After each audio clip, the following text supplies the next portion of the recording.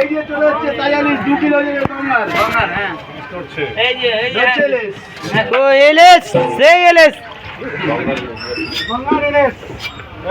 চক চক চক চক করছে ইলিশ। হ্যাঁ দামটা বলে দাও। একদম সস্তা। আজিমগঞ্জ বাজারে আসতে বলো, যে সবজি বাজারের পরের বাজার। বলা মারে চলছে অপারেশন সিন্দুর। এই যে চলছে 2 কিলো বলা ইলিশ। এই যে খান, এই যে চলে আসেন, এই যে মাখন।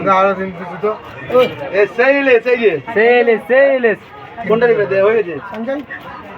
হ্যাঁ